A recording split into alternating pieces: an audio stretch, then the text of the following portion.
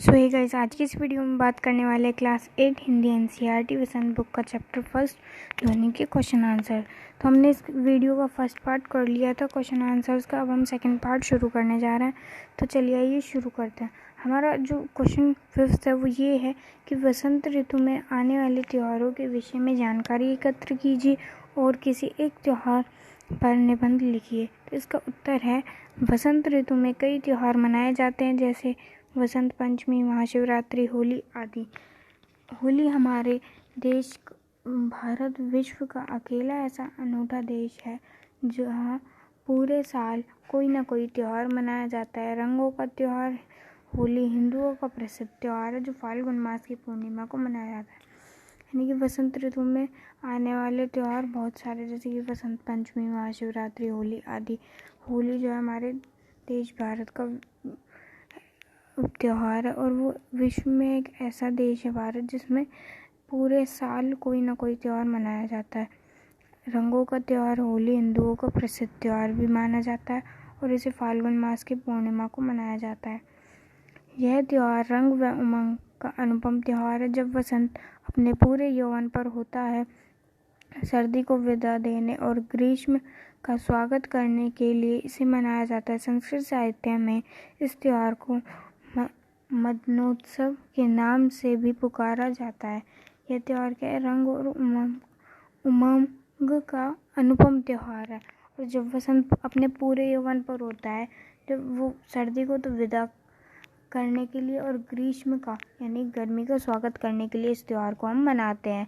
संस्कृत साहित्य में इस त्यौहार को क्या है? मदनोत्सव भी कहा गया है। होली के संबंध में एक पौराणिक कथा प्रचलित है कि विष्णु भगवान के परम भक्त प्रहलाद को अग्नि में जलाने के प्रयास में उसकी बुआ होलिका अग्नि में जलकर स्वाहा हो गई थी।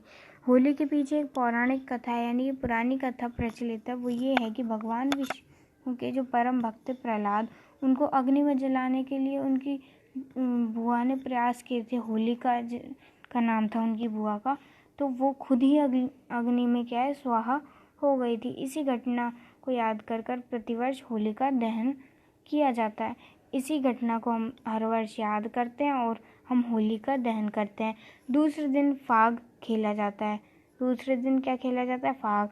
इस दिन छोटे बड़े, अमीर गरीब आदि का भेदभाव मिट जाता है। इस दिन क्या है? छोटे बड़े, अमीर गरीब लोगों का भेदभाव मिट जाता है। ये नहीं देखता कौन कैसा है, छोटा है, बड़ा है, अमीर है, गरीब है। सब एक दूसरे पर रंग फेंकते हैं, गुलाल लगाते हैं और गले मिलते हैं। चारों ओर आनंद, मस्ती और उल्लास का समा बन जाता है। चारों ओर क्या हो जाता है? आनंद, मस्ती और उल्लास का वातावरण हो जाता है। ढोल पर थिरकते, मंजीरों की ताल पर झूमते, नाचते गाते लोग आपसी भेदभाव भुलाकर अपने शत्रु को भी गले लगा लेते हैं। ढोल पर थिरकते और मंजीरों पर की ताल पर जो घूमते हुए नाचते गाते लोग हैं, वो सारी चीज़ों को भेदभाव मिटाकर अपने शत्रु तक को भी गले लगा लेते हैं। परंतु कुछ लोग अशोभनीय व्यवहार कर इस त्यौहार की पवित्रता को नष्ट कर देते हैं। पर क्या है, कुछ लोग जो होते हैं ऐसा व्यवहार करते हैं जो उस दिन शोभा नहीं देता है और इस जो त्यौहार है इसकी पवित्रता को नष्ट कर देते हैं। हमारा कर्तव्य है कि हम होली का त्यौहार उसके आदर्शों के अनुरूप मनाएं तथा आपसी वैमनस्य, वैर भाव, घृणा आदि को जलाकर एक दूसरे पर गुलाल लगाकर आपस में प्रेम, एकता और सद्भाव बढ़ाने का प्रयास करें। हमारा ये कर्तव्य है कि होली का त्यौहार हमें आदर्शों के अनुरूप मनाएं तथा क्या है, हम सब ये जो हमारे सारे भाव, घृणा वगैरह को सब कुछ जलाकर और एक दूसरे पर गुलाल फेंककर आपस में प्रेम, एकता और सद्भाव बढ़ाने का प्रयास करें। होली के अवसर पर आओ एक दूसरे पर गुलाल लगाओ, अपने सब भेदभाव भुलाकर प्रेम और सद्भाव बढ़ाएं। ये इस वाक्य का मतलब जो मैंने आपको ऊपर बताया वो ये है। अब हमारा जो भाषा की बात है, क्वेश्चन 6 वो ये है।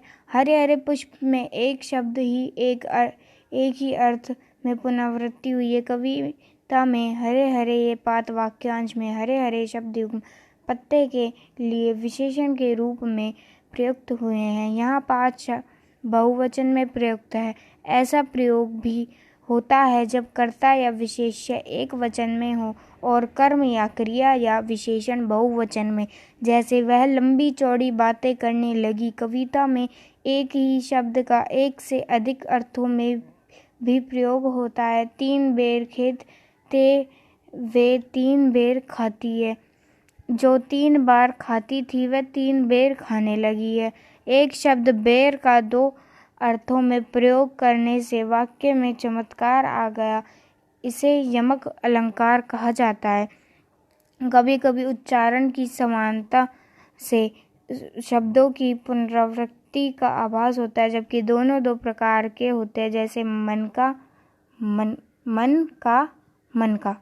ऐसे वाक्यों को एकत्र कीजिए जिनमें एक ही शब्द की पुनरावृत्ति हो। ऐसे प्रयोगों को ध्यान से देखिए और निम्नलिखित पुनरावृत्त शब्दों का वाक्य में प्रयोग कीजिए।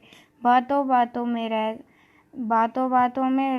कर, लाल लाल सुबह सुबह, रातों रात, घड़ी घड़ी। उत्तर है इसका बातों बातों में, यानी कि बातों बातों में कब घर आ गया पता ही नहीं चला। रह कल रात रह कर बारिश हो रही है।